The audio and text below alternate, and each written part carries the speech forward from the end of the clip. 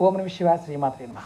ఈ షార్ట్ వీడియోలో చాలామంది అడుగుతున్నారు, గురువుగారు అందరూ మాకు అనుకూలంగా ఉండాలి, సర్వజనులు మాకు అనుకూలంగా ఉండాలి, వాళ్ళంతా మాకు ఆకర్షింపబడాలి, తంత్రంలో తేలికైన మార్గం ఉంది.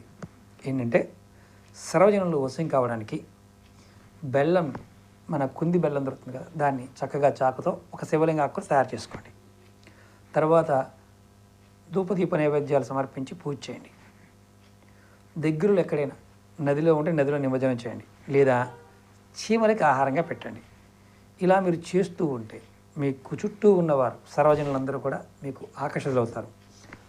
వశీకరణానికి ఇదొక మార్గం. వశీకరణం అంటే అందరూ మనకు అనుకూలంగా మలుచుకోవడానికి ఇది ఉపయోగపడుతుంది. ఇంట్లో ఉన్నవారు, ఆడవారు, మగవారు అందరూ చేయవచ్చు, ప్రయత్నించండి. అలాగే మీకు ఈ వీడియో నచ్చినట్టు లైక్ చేయండి, ఛానల్ సబ్స్క్రైబ్ చేసుకోండి, పక్కనే ఉన్న గంట సింబల్ని యాక్టివేట్ చేసుకొని ఈ వీడియోని 10 మంది మిత్రులకి షేర్ చేయండి.